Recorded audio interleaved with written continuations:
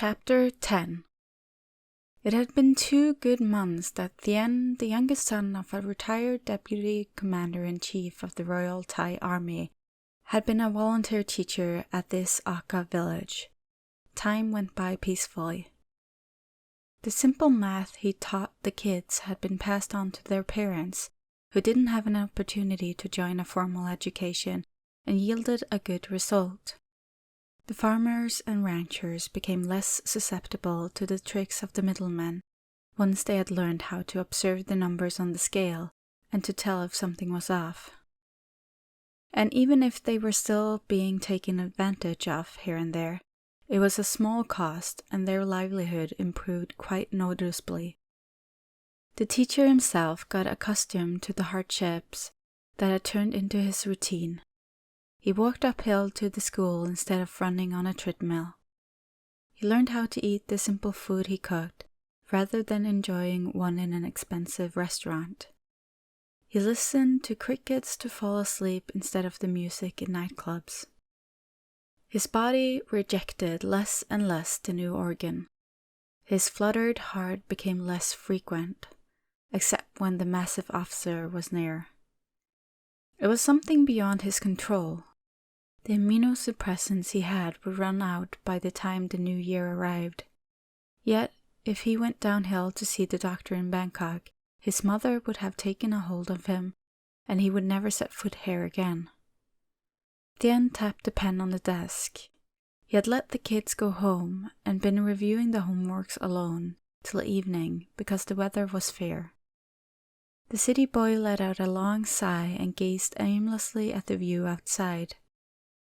Only 1 month left. He stretched, driving away the tiredness, and rose up to get outside to take in some cool air. It was late November and the hill's temperature dropped even further that he had to keep his down jacket on all the time. Looking up the sky, he saw how the light was dimming. 2 familiar small aircrafts were flying side by side. Kamabinglay told him it was the right season to make royal rain due to the clear sky with sparse clouds. The aircrafts bestowed by the king would fly to sprinkle crystals of sodium chloride in a clear sky with the right humidity at the altitude of 7,000 feet to stimulate the precipitation that created the clouds. This was called cloud seeding.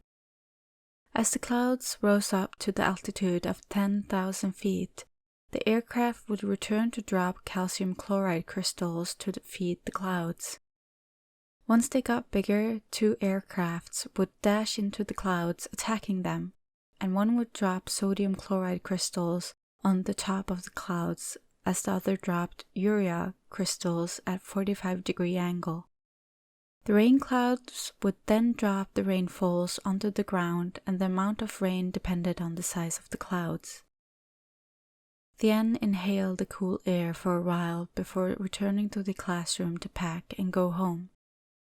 He nodded to the 2 rangers, the newcomers he'd never seen before, as an apology to keep them waiting for so long. They wouldn't be able to leave their duty unless everyone returned home. He was lucky once again that Kamabinglay's wife had given him the portion of their cooked meals. Even if it was simple and had gone cold, it was still a delicacy for him. After finishing the dinner, he set the kettle on the stove to get a hot bath before the temperature dropped further. The slender form in a pajamas, a t-shirt and a football short, rolled around in a soft, wrinkled blanket. He was lying face down on his elbows as he opened and reread Thorfinn's diary and never got tired of it. He didn't know when he fell asleep. The next moment he woke up, his nose was clogged and he couldn't breathe well. He always had these symptoms when his allergy kicked in, so he changed his posture and sat up in order to breathe easier. Yet, what he inhaled was smoke that filled in and burned his nostrils. Is there a fire? Where did the smoke come from? He sprang up and ran outside to look. Everything looked normal around his house, but once he looked intently at the horizon, he saw the white plume of smokes coming up in circle. Must have been a wildfire, he thought, yet his eyebrows knitted as he knew too well such an incident was out of the question. Wildfire would occur once the trees shed their dry leaves and they piled up until it created a chemical reaction. This area was filled with plantations, so it was impossible to have a wildfire. Soon he heard a loud metal bang ringing across the village not too far away from theirs. The people who were asleep started to rise and came out to shout at one another in a humdrum. This isn't good. Thien grabbed his flashlight and slipped on his slippers before running to join with the others. He rushed to touch Kamabinglay, who was grabbing his mat and blanket as his family members were running out of the house.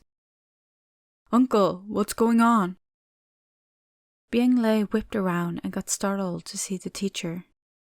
The rough face with the eyes that had seen the world shone with worries. His mouth fell open and shut a few times before he could utter a word. "There's a fire on the hill." "The hill? What's there on the hill?" Thien wondered and halted. The almond eyes widened as realization hit him with a shock. He darted off, not hearing the call to stop him. The villagers' job now wasn't to stop the fire, but to chase after the city young man to catch him. The sight of a small school in flame before his eyes made his legs turn to stone. His brain became blank as if someone had erased everything from his mind. His memories, all the beautiful memories with the kids in that school, the blackboard he had mastered writing on with white chalks, the textbooks in the cabinet, the paper birds, the paper planes, all were going down in flame. The cool breeze hauled a piece of white kite paper and plastered it on his leg. He bent down to pick it up, his movement slower than the chaos around him, when the villagers and the rangers tried to kill the fire with their mats. The lines drawn with the red ink pen were still visible on the piece of paper. It was the kite with a demon face he had drawn for someone. It was burned, charred, and there was nothing left. The thin hand crunched the paper, and the man darted off through the group of people who tried to stop the fire and stopped at the front. Thien shielded the heat and the plume of smoke with his arm as everything was destroyed in the red-hot flame. Scorched kites made by his students were falling to the floor one by one, and only the ashes remained, and his heart was broken. As he was about to run into the classroom, seeing one intact space that the fire hadn't reached yet, two strong arms whipped around him and stopped him before the charred bamboo beam fell down on him. "What the hell are you doing?" The captain shouted at the younger man who was struggling in his arms. "Not everything is burned down. I'm going to get them out." "Do you want to burn to death? The beam is falling down." The captain tried to hold the struggling and shouting young man from running into danger. "Why don't you use water? It's fire! Why are you stopping it with some clothes and mats?" Thien shook violently, but he was unable to break free from the strong embrace around his waist. His heart was on fire, just like the massive balls of flame that were blazing everything down. He was digging his nails in the officer's arm and scratching him as he tried to break free from the tight grip, enraged that he couldn't do what he'd wanted to. The loud scream died down into a broken, desperate whine as he became hopeless. "Let me go! I'm going to take the fucking water! If you stupid fuck don't know how to stop the fire, then let me do it! It's my school, my memory!" Even if they couldn't understand his words, it was blatant to the villagers who were stopping the fire how the volunteer teacher was losing his mind over losing his precious school, and couldn't stop the tears from welling up. The flame that got fueled by papers and bamboos blazed upward, too tall to stop now, and they had to stop to look helplessly as one wall was crumbling down. Thien screamed until his throat was broken. His nostrils and mouth were filled with smoke, and the body that wasn't as healthy as normal people slumped down in the captain's strong embrace. He punched the ground, furious at his own helplessness. He couldn't do nothing but watch everything burn. "Water! Just water!" he moaned. He knew too well that the closest source of water was still too far away to reach it in time. And yet, he couldn't just succumb to this ill fate. His sockets were hot, and all the desperation came out as tears at the corners of his eyes. Yet the moisture that fell against his cheek didn't come from his own eyes. The coolness that washed over his burning cheeks forced him to look up at the darkening sky. It took him a moment to realize what was going on. The wind turned into a squall that he had to shield his face. Despite the flame's ferocity, it couldn't stand against the monsoon that thundered down from the sky. It was 15 minutes that everyone stood stunned around the charred school, unable to move and just watching the rain that was like a gift from heaven, washing away the nefarious disaster caused by some vicious men. It didn't take long until the fat clouds that carried the rain inside completed their duties and slowly dispersed into light sprinkles to the soil. The villagers woke up from their reverie and rushed in to stop the remaining fire on some of the wooden frames. Thien wiped the water from his wet face and scrambled up to reach his charred school. He pushed away one burnt log to see what was left, and found out that the cabinet given by a donor that kept textbooks and equipment was destroyed more than 50%. The slender man knelt down to pick up the Akka students' notebooks that were protected inside a strong hardwood cabinet. They were mostly intact, and he picked up the crayons, what was left of the kites and the paper planes and birds that were nothing but ashes. He was collecting every bit and pieces of his memory. He was grateful that there was something left to be kept. Thien scooped up the remains into his arms and held them tight like a madman. His eyes caught a sight of a piece of paper that got slightly burned at the corners and was intact. Perhaps it was His Majesty the King's virtue that stopped the ferocious fire. His kindness to us never go awry. The words of the King's man he had heard not long ago echoed in his mind. The city boy dropped everything in his arm and lurched forward to take his image on the calendar he'd put up on the wall and placed it against the remaining cabinet. Royal Reign. The initiation of His Majesty the King didn't only save poor people from draughts, but also healed the heart of someone like him who had never recognized the King's compassion and kindness. 2 hands that were full of scrapes lifted up to put the palms together in a Y in the middle of his chest. His whole body shook from the uncontrollable sobbing as Thien looked up at the sprinkles of rain that gently touched his face. His lips uttered the words that he'd never thought he'd say. "Long live the King!" Even if his voice was a mere whisper, it stopped everyone in their tracks.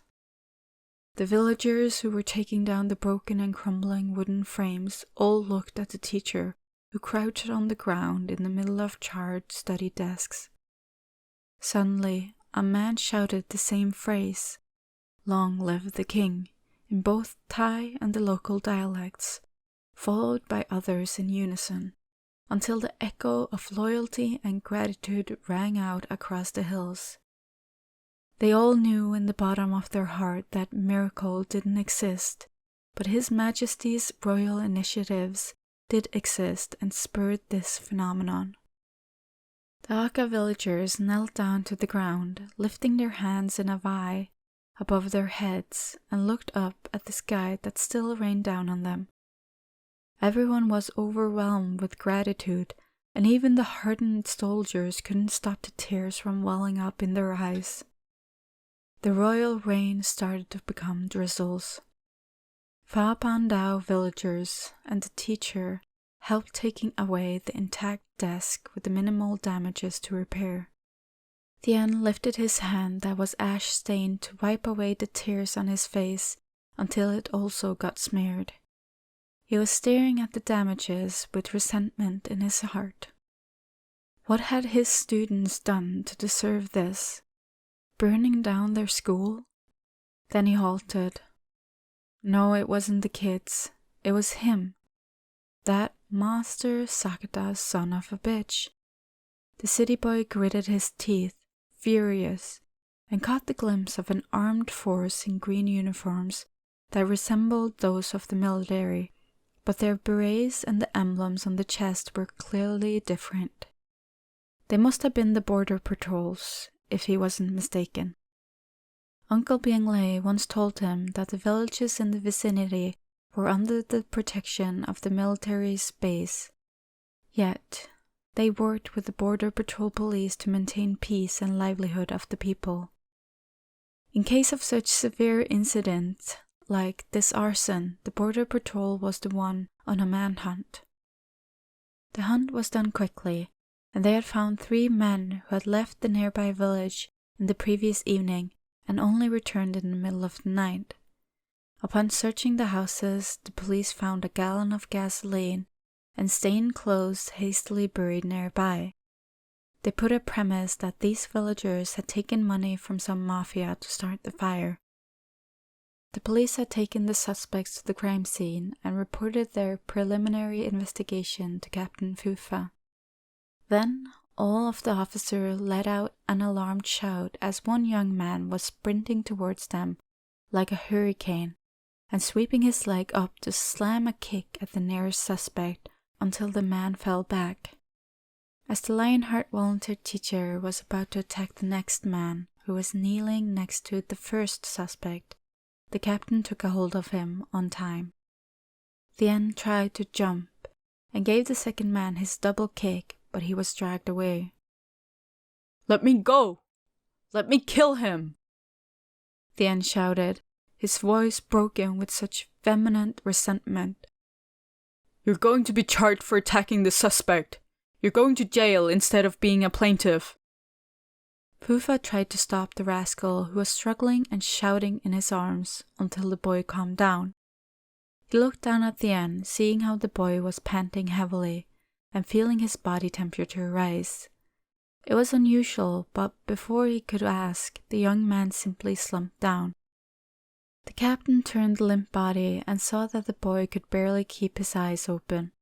He placed his hand on the smooth forehead and shook his head in exasperation. "He's having a fever. Pain in the ass." The low, deep voice whispered against Thien's ears calmed his taut nerves down before the darkness finally claimed him. It took the captain a while to give orders to his subordinates so he could carry the troublemaker from the crime scene. He was heading back to the base in his jeep with the passenger who had passed out to see the doctor before his fever worsened. 2 soldiers who stood guard in front of the barrack was about to salute as soon as they spotted the headlight, but the jeep didn't even slow down. The medic that had gotten a radio in advance yanked the door open and threw the blanket over the patient before carrying him down to lay on the gurney and took him to the infirmary. The young captain waited on a chair, staring at the partition that stood between him and the sickbed. His doctor buddy had disappeared behind the panel for a while. Fufa was using a towel someone had given him to dry his soggy hair and body when a tall man in a military camouflage with a white band and a red cross around his forearm showed up. The captain jumped on his feet and rushed in with a question. "How's he doing?" "Just a mild fever, with a slight pneumonia. I've given him some medication, and he should be fine in a few days. I gave him a shot of antipyretic and antiseptic, but..." Dr. Vassant looked uncomfortable before pulling his friend away from the bed to whisper, "I saw operation scars on his chest." "Right there?" The captain pointed at the middle of his chest. Vassant went silent for a millisecond, then nodded. A vertical scar, some 5 inches. I can tell from my experience that it's a heart operation. Their eyes met in a wordless communication. Finally, the doctor let out a long, heavy sigh. All right. I'll act like I've seen nothing. You take it from here. The patient needs his body cleaned and clothes changed. Is the captain letting the nurse take care of this, or is he going to take the matter in his own hand? The man who got teased glared at his friend. I'm taking him home. Seeing how the tight-lipped officer bent down to scoop the unconscious body up in his arm, Vasant grinned. You meant you're home? Fufa spun around and gave him a glare that promised a punishment, and he rushed out with the patient. The medium-sized base had only one troop stationing with 30 kilometers patrol radius. The makeshift offices were made of canvases, while the officers' accommodations were wooden houses that were more solid and offered more privacy. The captain gently laid the man in his arms down to the field folding bed so he could take care of the man who was soaking wet and lie him on a proper mattress later. He went to fetch a towel and a big t-shirt, but as he was pulling the wet one from the unconscious body, the fair skin that greeted him made the man stop in his track. Fufa couldn't stop his eyes from roaming across the smooth chest with 2 perky brown spots atop of it. He swallowed thickly, trying to pull his mind to the ceiling and taking in a deep breath before taking off the wet tea from the patient's head. He used the towel to dry the thin back until he reached the front again. The 5-inch scar in the middle of the chest made him stop and ponder, thick eyebrows knitted in a serious thought. As far as he knew, the boy wasn't that fit, and he'd been ridden with a chronic illness for years. Now he was getting better, but still under recuperation period. Yet, the man he talked to weekly didn't reveal that such illness was relating to the heart. Otherwise, he would have taken better care of him. Rough fingers gently brushed away wet strands from the smooth forehead. Fufa let out a long sigh and hurriedly put on a new t-shirt for the boy. He then looked down at the football shorts Thien was wearing, his eyes following the hill on his torso with heaviness in his heart, and decided to lay a thick and big towel atop of the unconscious man to pull down the shorts and the underwear. He awkwardly put his boxers on the boy, trying his best not to let the beast out to tempt him. Once he was done, he used another towel to dry the boy's hair as he started to stir, before swiping big beads of sweat on his forehead. Finally, he scooped the boy up and carried him to the mattress on the floor and put a thick duvet over him. Fufa looked at the city boy who was drowsy from the antipyretics and was snuggling to the pillow, looking more docile than usual, and let relief wash over him. It was time to take care of himself. The captain who let the deputy commander take care of the arson vanished in the back of the house to take a shower and returned in new clothes. It was 11 at night, and the generator that sent electricity to the officer accommodation stopped working, making the light go down. The officer walked around the mattress to light the kerosene lamp and dimmed it down to a low flame. He sat down next to the unconscious patient and placed the back of his hand on the boy's forehead and cheek to check the temperature. Luckily, the fever didn't flare up. He was looking at the younger man who had stolen his bed tonight, pondering. As he was about to get up to sleep on his folding bed in front of the bedroom, a slender hand was grabbing on the hem of his t-shirt. The face, with fever-shreddened cheeks, was half buried in the pillow, and the pale lips were whispering something so faint he had to crane his ear. "Mom!" The captain couldn't stop his gentle smile and whispered, "I don't want to be your mom. I want to be something else." The slow responding hum made his grin grow wider. Even if he knew the hum didn't mean anything, the boy didn't let go even as Fufa pried the fingers from his shirt and let out an exasperated sigh. Still a rascal even when you're out. Giving up his attempt to go away, he lied down on far end of the mattress and almost fell off. After a while, he sensed that something was touching against his back. He knew without turning to see who it was, because they were alone in this room. The officer let the intruder move closer until their bodies touched, as the boy snuggled his head against his back. He closed his eyes with an expression of content, unlike other nights. Can the clock stop ticking right at this moment? The thin man who was curling up under the duvet started to move. The sun that streamed through the open window made his eyebrows knit with frustration. Thien rolled languidly under the blanket, but as he sat up, he had to put his hands over his head as the dull pang shot through his head as if someone just hammered him. The scent of fresh boiled rice made his stomach, that had been empty for more than 10 hours, grumble loudly. He looked around and found out he wasn't in his own hut, and paranoia hit him. His body tensed up as he heard heavy footsteps approaching and making the wooden floor crank. The face that appeared from behind the door gave him relief. Fufa was in his green camouflage uniform and carrying a bowl of boiled rice in his hand. You're up. I asked the kitchen to cook soft food for you. Finish your food so you can take the meds. He dragged a low wooden table to the mattress and put the bowl on it. Thien opened his mouth, trying to say something from his parched throat. I'm thirsty. He touched his throat to gesture that he'd lost his voice due to a severe sore throat. Fufa nodded and poured the water from a flask into a stainless steel cup. Sip it slowly. Don't choke yourself. As the patient held the cup with his trembling hands and bowed down to drink, the captain hovered his hand over the forehead to gauge the temperature. Thien looked up at him with fever-ridden red eyes and stared at the officer's dark face, whispering lowly, Is this your place? Yes, and you're at the military base. The captain was feeling generous to give the exact location. The school?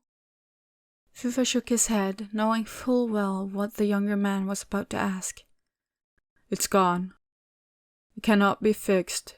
The men and the villagers are taking what's left to Kama Binglai's house.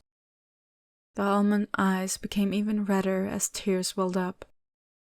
Was this because of me? It must have been Sakta's vengeance for his act, when he encouraged the villagers to fight against them. The young captain raised his eyes over the boy's face without a word. He put his hand on the smooth, thick hair. It wasn't your fault. No one's blaming you. This incident wasn't a mistake, but a lesson. The low, gentle, deep voice that was giving him a stern moral lesson made it impossible for the younger man to stop his tears. Thien couldn't stop his emotions from plunging head down, as a wise man once said. Once your body is sick, your mind becomes weaker. Fufa drew his hand back before he reached out to wipe the tears from the troublemaker's cheeks. That would be absurd. He watched the boy rub his eyes with his fingers, saddened that he couldn't truly express his concern. Let's eat the boiled rice before it gets cold. Thien nodded, sniffling back the runny nose. Thank you. Even if the phrase was just etiquette, it drew a smile to a poker, handsome face. Don't forget to take the medicines I've put for you. The doc will come to see you at noon. If you're feeling sticky, you can clean the joints with a damp towel. He pointed at the plastic basin with a towel draping over it at the corner of the room. Clean myself. The words echoed the sick man's head. He slowly looked down at the clothes that weren't his. Don't say that last night. Thien clutched the t-shirt at the middle of his chest where the operating scar existed. The thudding heart made him afraid. Afraid that the other man would have found out the truth. The truth that there was someone else hiding in there. The pang in his chest protested his thought, reminding him that his immunosuppressant was in his backpack at his hut. "Captain, let me go back to my place. My stuff is there," Thien said with a hoarse voice, watching the officer's reaction with a trembling heart. Fufu remained impassive and impossible to read. He signaled to the closet with a colorful backpack. "Don't worry, I've already fetched it for you this morning." He pretended not to see how the younger man's eyes grew wider with the shock and went on. "Stay here till we make sure you're safe and the investigation is complete." He straightened up to his full height and walked to the door. The officer uttered a final stern command before closing the door. "Eat your food.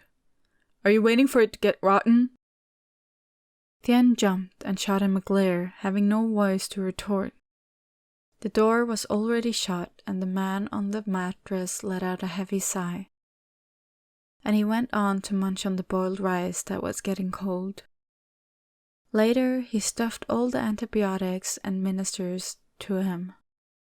The city boy got up and swayed to rummage through his backpack to find his medication bag stuffed under the clothes as usual. It meant that the captain hadn't found out about it, he said to himself. But it didn't matter. The man said nothing, so he'd act as if nothing happened. Then he froze when a matter of life and death reached his mind. If the captain was the person who had cleaned him and changed the clothes for him last night, then what was more frightening than him seeing the scar was... Thien looked down at his crotch with an utter shock. "Did you show yourself to him, my precious dragon?"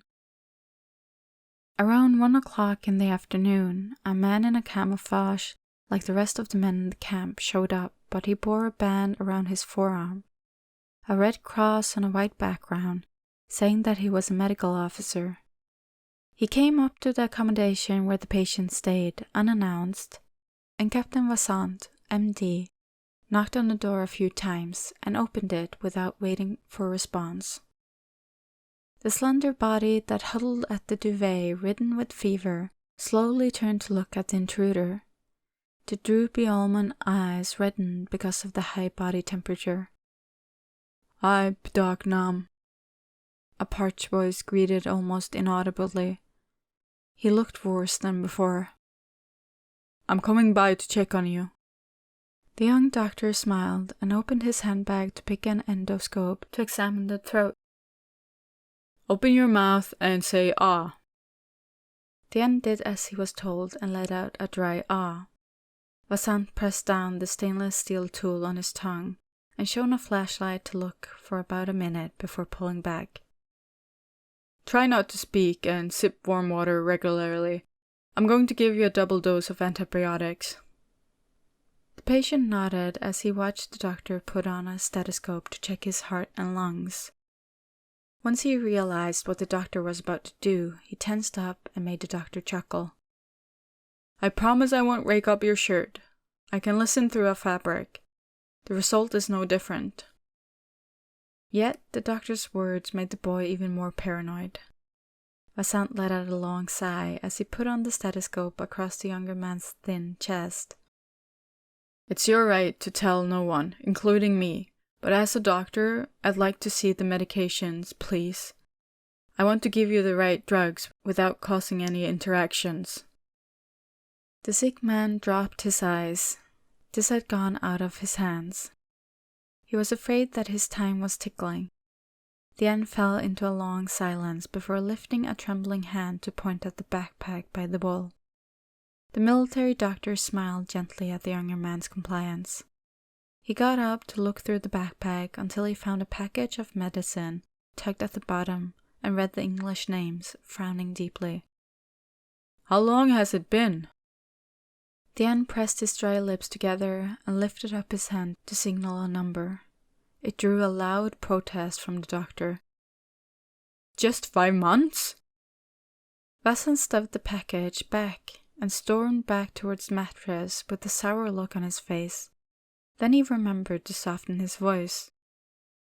"You're not only staying too far away from your doctor, but you're living in this outback?" Do you have any idea how much danger you're putting yourself into? He had thought that it might have been a balloon angioplasty for a coronary artery disease. But once he saw the medicine's name, he realized it was far worse. I have to tell Fu.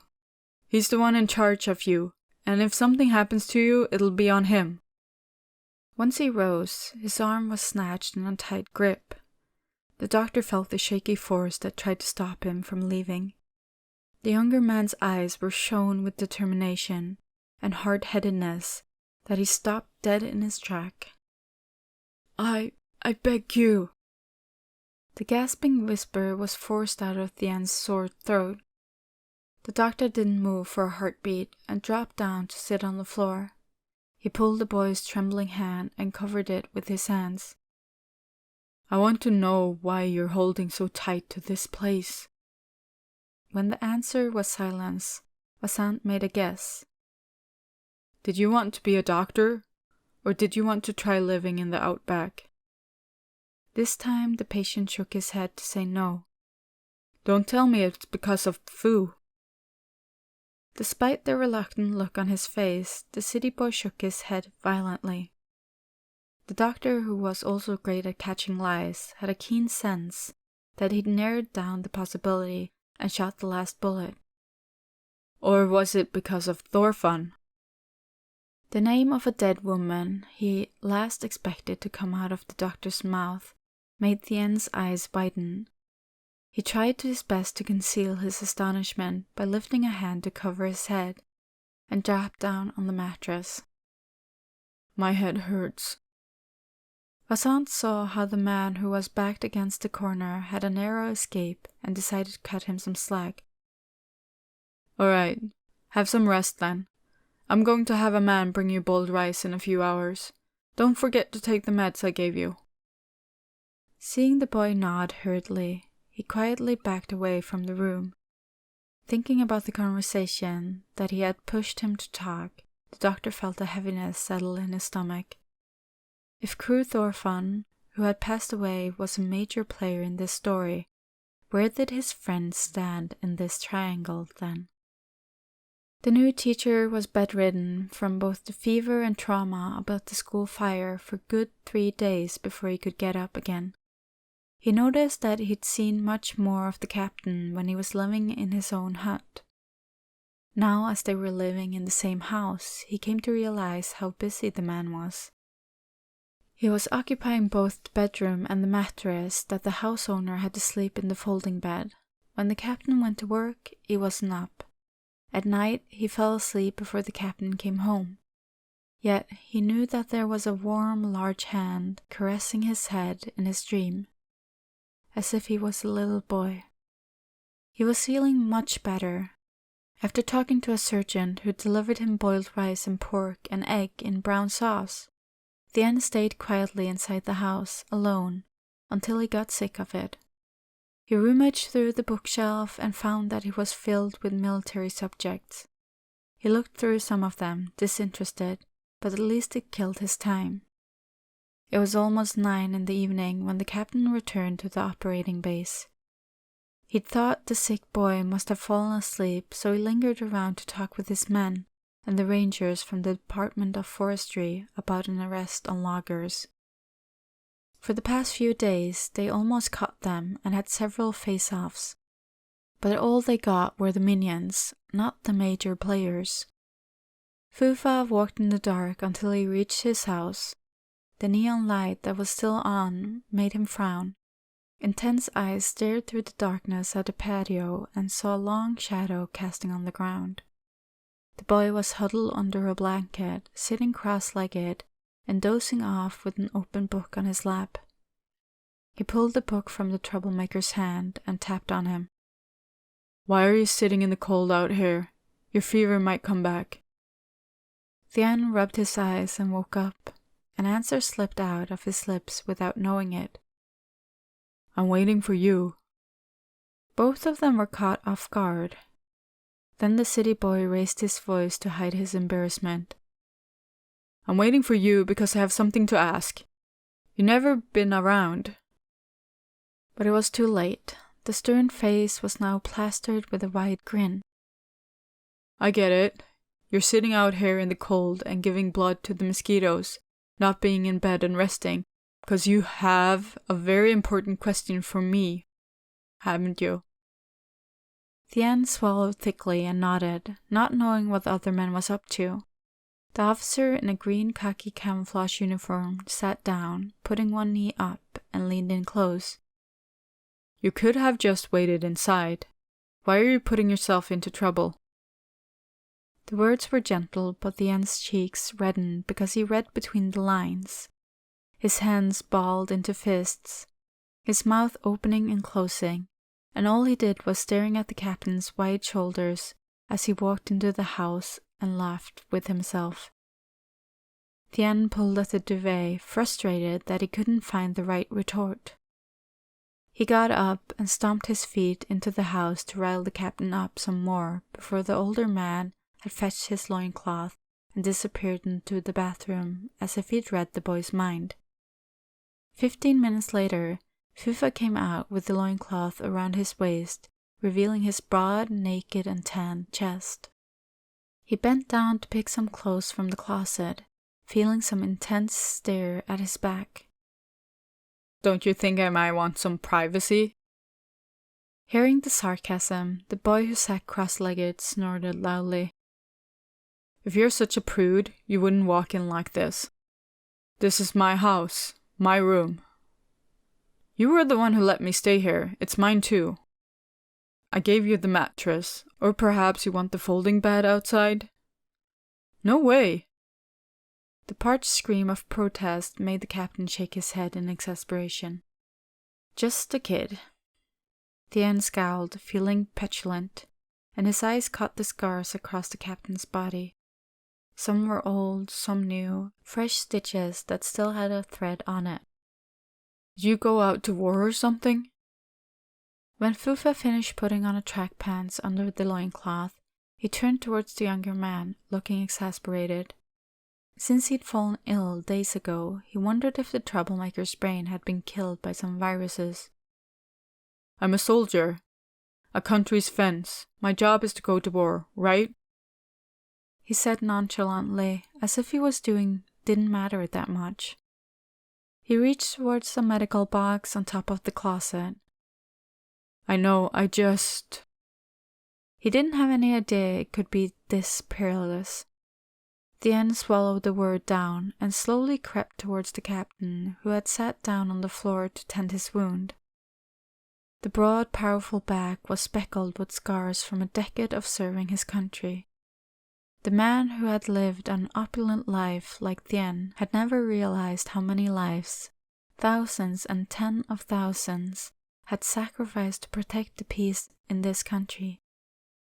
Thien had once thought it was something that had nothing to do with him, even if his father was a military man himself, yet he didn't serve at a border. That was why the boy saw only one side of things, how much power his father had and how much comfort tagged along with it when his subordinates were always there to serve and please him at every whim. A tip of cool fingers gently touched the bruises on the naked back, not waiting for any consent. The captain kept showing up at his place, and it had escaped his mind that someday this man might not have a chance to return. Thien bit his lip hard enough to bleed. He reached around and took a cotton bowl soaked with alcohol in his hand, his smooth, fair face stricken with determination. Leave it to me. Fufa frowned, bewildered as to why the boy was shouting as if he was furious. What's gotten under your skin? The boy didn't answer but ordered the commander of the troop to lift his arm so he could tend the new stitch at the man's flank. He was gentler than the captain had expected. Once he applied betadine, Thien put a gauze over the wound to prevent friction. Why did you choose to become a soldier? Thien finally said. Once again, the captain looked puzzled. If you want a textbook answer, I'd say because I want to protect and serve my country. For a more personal answer, I'd say this job pays too little, but the welfare is quite nice. So you're saying you don't have to be a soldier? There are other better paid jobs that offer better welfare than working for the government. Seeing the gravity in those almond eyes, the captain was at a loss for words. You're lying. Fufa rubbed his face, feeling uncomfortable, but let out a long sigh as he decided to raise a white flag. He started telling his story. My family was having a hard life. My father was a sergeant in an engineering department, while my mom was self-employed. Luckily, I was good at school, so I passed an exam to join a school in the city. My dad paid my tuition fee with the military welfare, but I still had a harder life than my peers. As I grew up, I always asked myself why my dad worked in a public service that paid him less than 6,000 baht per month.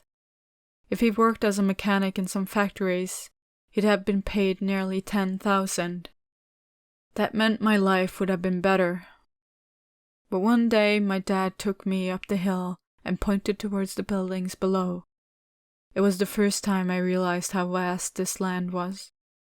My dad said, my job was to protect this peaceful land. His rank might be small, but his duty was immense. I told myself that I shouldn't be ashamed of him. I should have been proud of him. I couldn't remember what happened in between, but I felt my determination to become like my father didn't go away. The proudest moment in my life was when I was appointed a captain, and I had the sword by myself on my graduation day. The young captain opened his eyes from the faded memories and lifted his hand to squeeze the thin shoulders of the man who sat across from him. Now, it's my turn to ask. What's got into you to make you ask about my background? Thien looked down, avoiding the captain's eyes as his eyes were filled with a myriad of emotions. I was once afraid to die. I can't accept that once that time comes.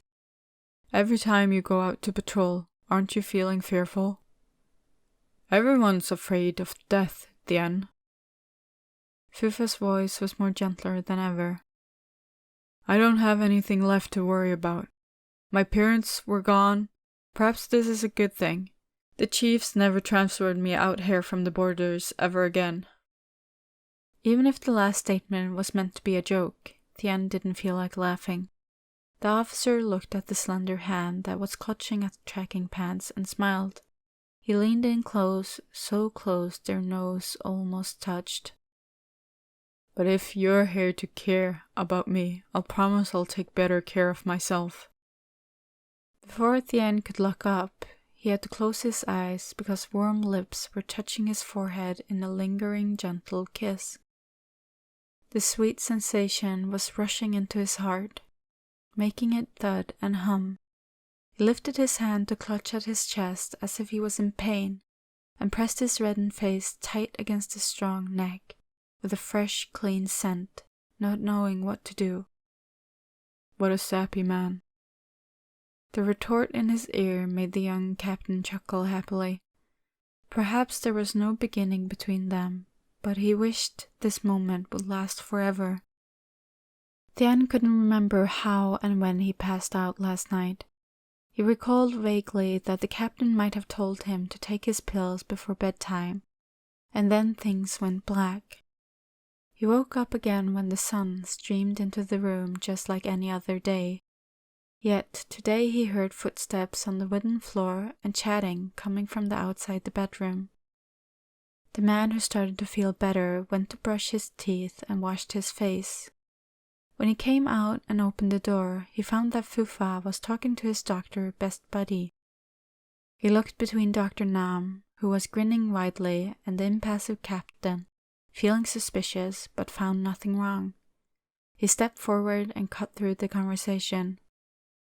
Are you having a day off, Captain? And you, P-Doc, Nam? You're here so early. It's not that early, Nong Thien. It's almost 10. Vasant teased and got a glare as a response. Before the hot-headed rascal could attack the cocky doctor, Fufa interrupted to pacify the situation. I have a day off, so I asked the doc to check up on you. If you've recovered, then it's time to go return to the village. The kids said they're missing their teacher. The words kids made Thien's face darken as he recalled the arson. Even if he did return, there was no more school on the hill and no more teaching and learning tools. Are the kids sad? There's no school anymore. The captain smiled gently like the night before. He reached out to place his hand over Thien's, as if to comfort him. They'll be more sad if P. Crayon isn't there with them. I want to look what's left from the fire.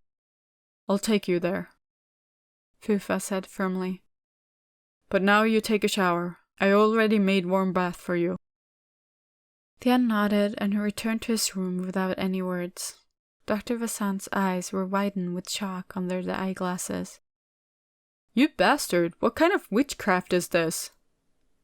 The accused man frowned deeply. What witchcraft? How come your troublemaker is acting so tame? How come such a punk turned into a Boy Scout? Fufa lifted his hand to stop his friend after hearing such ridiculous questions. Shut up. There's no witchcraft or whatsoever. Things haven't been that bad between us. Yeah, right. Vassant's jaw was full of disbelief. Come and help me take the food from the kitchen so we can eat the breakfast here. Think you're getting away with it by changing the subject? I might be short-sighted, but I'm not blind. I saw how you were holding his hand. The captain, who was walking down the stairs, stopped in his track. He whipped around to pull the loudmouthed doctor by his neck before he could say another word. By afternoon, Thien had already packed his bag and returned to his tiny hut. As he walked through the route along the village that he hadn't seen for many days, the teacher had a feeling that everything was more quiet and lonely than usual when the villagers left to work in the fields. He didn't expect everyone to feel as strongly as he that the sole school in the village got burned down. Yet, as he saw that everyone was living their lives as if nothing had happened, he couldn't help but feeling saddened. What were left of the small wooden school was now charred ruins that were being taken down to clear up the space. The volunteer teacher looked at his former office and saw only the sole flagpole, feeling depressed. As he was about to ask the captain where they kept the remaining items rescued from the fire, his ears caught a familiar cheerful laugh from the children. The city boy turned his ashen face towards the source of the noise, and saw the little bodies from his students running towards him in a big group, with kites and paper planes that were slightly burned in their hands. On the back were the villagers, who he had thought left to work in the plantations. They were carrying the cabinet and the desk that were still usable up the hill. Teacher, are you feeling well? We're so worried about you. Kama Bingley, who carried the remaining workbooks, came up to Thien with a big smile. Yes, I am. Thien stuttered as he looked at the Aka men and women who put the furnitures on the ground. I thought you were working at the ranches. He was feeling overwhelmed. His tears were about to fall. As soon as the captain told us you were returning today, we came here to see you. The kids said they'd missed you every day. But there's no more school. The croaky voice muttered inaudibly as if he still couldn't accept the truth. No more school, so let's build another one. Even if it would be burned down 10 times, we would rebuild it 10 times. We will rebuild it again and again until they get sick of tearing it down. Bingley laughed and tapped the thin shoulder. Don't worry. Even if you're kicking Master Sakta's ass again, we're here for you. The village head turned to shout in his native dialect to his people as if to rally them. The villagers looked at the teacher and raised their fist up as they shouted in unison. Even if he couldn't understand them, he realized the meaning. Last time, they still warned him about using brute force. The city boy dropped down to a crouching position and covered his face, hiding his peculiar posture. His shoulders were shaking, and his eyes were welling up with hot tears. He was grinning from ear to ear, with tears streaming down his face. The captain watched as the children thronged in to give their teachers a big hug, and couldn't stop smiling. He was happy to let the teacher come back to the village today, even if he wanted to keep the boy for himself as long as possible. He walked up to Kama Bingley and thanked him. He'd never experienced such trauma. I think he's feeling much better now. I'm really grateful, Kama. Come on, Captain. This is what we wanted to do in the first place. Fufa pulled a serious face. About the arson. The police had found the main culprit. It was one of Master Sakta's goons. Even if he was arrested, he insisted that it was personal revenge that Thien had punched him that day. We all know who was behind that arson, but we can't pin him down. Bingley shook his head in exasperation. Perhaps we can arrest him for other crimes. My informants said that he'd gone from the city. Maybe we'll find him in the forest. Watch your back, Cap. He has a lot more men we don't know about. My troop fought them yesterday, but too bad they got away. We can't find their operating base just yet. If we find something suspicious, we'll tell you right away. The village head said firmly, as he always did. The officer nodded, silently saying that he trusted the matter in the elder's hands. Then he moved to help the people, taking away the debris from the charred school.